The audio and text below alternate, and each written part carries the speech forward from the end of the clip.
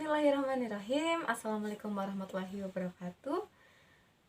Perkenalkan, saya Nini Krimawanti, mahasiswa S1 Kebidanan UMP semester 5.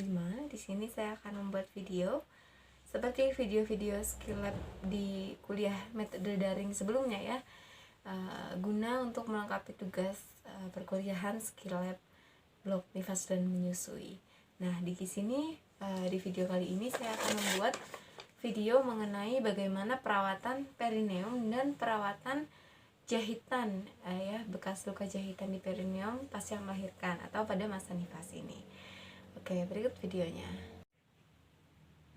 Ya, di sini ada 2 poin. Yang pertama adalah bagaimana perawatan perineum dan yang kedua adalah bagaimana perawatan luka bekas jahitan ya pada perineum pasca persalinan. Oke. Untuk video yang pertama, di sini mengenai bagaimana perawatan perineum. Tentunya kita yang pertama adalah mempersiapkan alat ya. Alat yang nanti kita gunakan kita siapkan secara ergonomis atau sehingga mudah dijangkau oleh kita selama masa pelaksanaan. Kemudian yang kedua, apabila pasien datang, kita seperti biasa melakukan poin-poin yang seperti sikap dan perilaku. Assalamualaikum Ibu, salam ya. Selamat siang, perkenalkan Ibu, nama saya Bidan Nunik, saya sedang piket pada sore hari ini. Di sini saya yang akan memeriksa Ibu, seperti itu. Atau mungkin di masa kunjungan, seperti itu ya. Kemudian kita komunikasi dengan Ibu dengan baik. Selama pemeriksaan apabila Ibu bertanya kepada kita, kita menjawab dengan baik juga, seperti itu. Kita lihat tanggapan Ibu, seperti itu. Ini kita memberikan simpati dan perhatian yang cukup kepada pasien. Jangan lupa kita cuci tangan dulu ya. Kita cuci tangan sebelum melakukan tindakan. Jadi Ibu sudah kita siapkan ya pasiennya. Kemudian jangan lupa kita juga harus melihat sekeliling, menjaga privasi Ibu, seperti menutup gordeng, pintu seperti itu ya, jendela, sehingga Ibu privasinya terjaga. Kemudian selanjutnya adalah pada poin-poinnya. Yang pertama kita memposisikan Ibu dengan dorsal recumbens. Seperti kita ketahui bahwa posisi ini adalah di mana Ibu berbaring dan kedua kaki menekuk ya, seperti posisi orang bersalin seperti itu. Oke, baik. Jadi pemirsa, ini adalah contoh peraga yang saya gunakan karena tidak ada peraga seperti pantom karena tidak berada di lab ya. Ini ceritanya posisinya ibunya sudah di posisi dorsal recumbens ya, ini seperti ini, tapi padahal nggak sampai ke bawah ya. Kemudian kita sudah memasang perlak ya di bawah Ibu. Kemudian setelah kita memasang perlak, pastikan pakaian bawah Ibu itu sudah terlepas juga. Contohnya, mohon maaf, di dalam hal ini adalah bagian celana dalam Ibu sudah terbuka ya. Pura-puranya ini ibunya sudah membukanya seperti itu. Oke, baik teman-teman, setelah kita ketahui, kita posisikan Ibu, kemudian kita cuci tangan, kita memakai handscoon ya. Kita memakai handscoon karena akan melakukan pemeriksaan.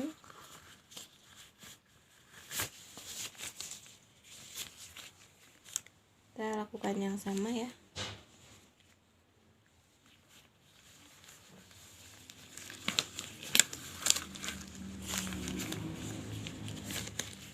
Sudah? Oke, baik. Contohnya ini ibunya sudah terposisikan ya. Kita membuka bagian bawahnya seperti ini. Mohon maaf Ibu, saya pasang ini dulu ya Bu, alat untuk menaruh air agar airnya tidak ceceran ya Bu. Permisi. Kita taruh pispot di bagian bawah ibunya. Ceritanya ini pispot ya. Kemudian setelah kita memasang pispot, kita lakukan kepada pasien untuk menyarankan Ibu silahkan buang air kecil seperti itu. Kemudian apabila ibunya buang air kecil ya, dipersilahkan buang air kecil. Apabila ibunya tidak ingin buang air kecil, maka ya sudah seperti itu. Ibu apakah ingin buang air kecil? Silahkan Ibu. Oh tidak Bu Bidan, saya tidak ingin berasa seperti pengen pipis Bu Bidan, misalnya seperti itu. Artinya kita lanjutkan ya. Kita lanjutkan. Menyiram pertama adalah menyiram bagian bagian kewanitaan Ibu ini dengan air, botol yang berisi air seperti itu ya, kita siapkan. Oke, mohon maaf. Misal ini adalah botol yang berisi airnya ya. Kita siramkan ke bagian bawah ibu sehingga airnya kan ke pispot jatuhnya ya.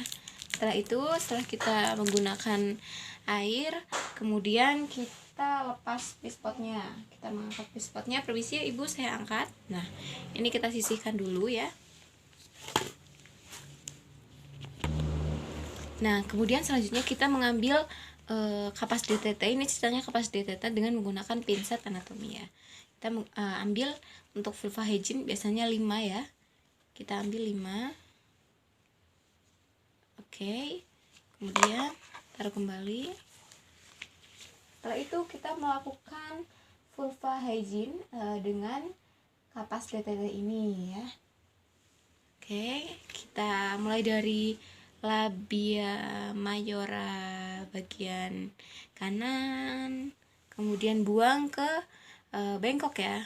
Kita buang ke bengkok, kemudian labia mayora kiri, kita buang lagi ya, kita ke labia minora kanan, buang lagi, kita ke labia minora kiri, buang lagi, kemudian kita dari atas vulva ya, seperti ini.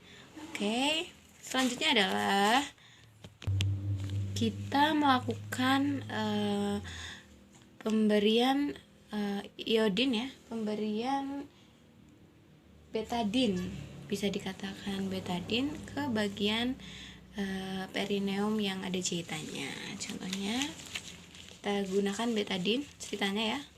Kita taruh di kasa yang steril, kita taruh di kasa steril, kemudian kita bersihkan luka perineumnya seperti itu ya.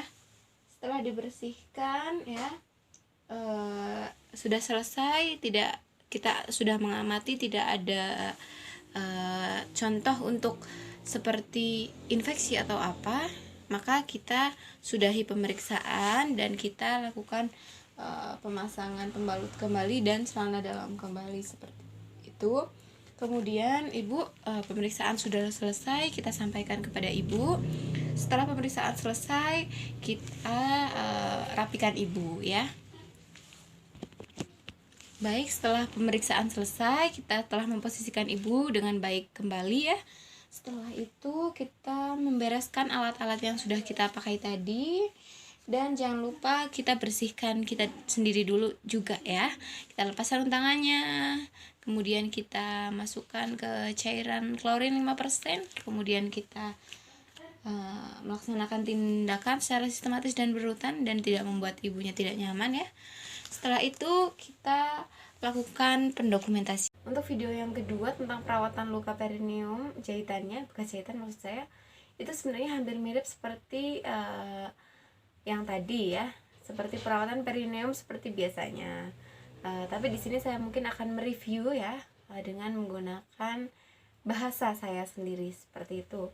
Tentunya seperti biasa harus ada alat yang digunakan, kemudian poin-poinnya sama, kita perkenalkan diri, kita melakukan pasien dengan baik, sistematis ya, kemudian kita ramah, membuat pasien nyaman seperti itu. Bedanya adalah yang pertama langkahnya kita memberikan kesempatan ibu untuk buang air kecil, buang air besar. Jika tadi mungkin ibu masih dibantu dengan penggunaan pispot ya, tapi pada perawatan luka jahitan ibu mungkin sudah bisa buang air kecil dan buang air besar sendiri. Kemudian kita tanyakan, ibu mohon maaf apakah ibu ingin buang air kecil atau buang air besar? Jika ingin, saya persilahkan terlebih dahulu ibu. Kemudian apabila ibunya menjawab tidak bu bidang, saya baru saja buang air kecil tadi seperti itu. Kemudian kita melepaskan celana dalam dan memasang selimut kepada ibu, mungkin seperti tadi ya.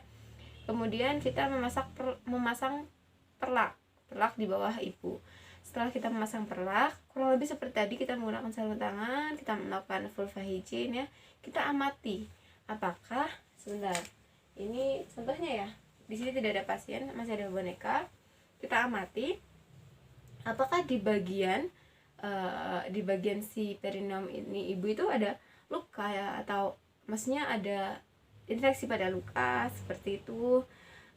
Kemudian kita lihat kebersihannya, masih basah atau udah kering seperti itu, bengkak atau tidak seperti itu. pada si perineum ini, seperti itu. Kemudian setelah itu kita mengolesi luka jahitannya ini, baik menggunakan kasa steril atau menggunakan si lidi kapas yang sudah kita sediakan untuk melakukan perawatan pada luka bekas jahitan ya ini. Kemudian setelah itu kita memberitahu ibu bahwa tindakannya sudah selesai, kurang lebih sama seperti video sebelumnya. Kita memasang kasa steril ya, bisa apabila mungkin lukanya belum kering, kita pasang kasa steril yang dikasih betadine itu tadi. Kemudian kita tutup, kita perintah ibu kembali untuk menggunakan celana dalam dan pembalutnya, seperti itu. Kita sampaikan kepada ibu tindakannya sudah selesai, jangan lupa kita rapikan alat kembali dan kita juga cuci tangan lagi. Kita harus sangat safety ya untuk hal ini ya. Seperti itu. Kemudian apabila ibu belum terlalu bisa untuk memakai pakaian dalamnya, kita bantu ya, seperti itu. Untuk yang terakhir, seperti biasa kita lakukan tindakan secara sistematis dan kita membereskan alat. Dan yang terakhir adalah kita melakukan pendokumentasian kepada ibu, daripada ibu itu sendiri untuk data dokumentasi kita sebagai tenaga medis. Seperti itu kurang lebihnya. Terima kasih untuk segala bentuk perhatiannya. Seperti itu saja, terima kasih untuk segala bentuk perhatiannya. Billahi taufiq wal hidayah. Wassalamualaikum warahmatullahi wabarakatuh.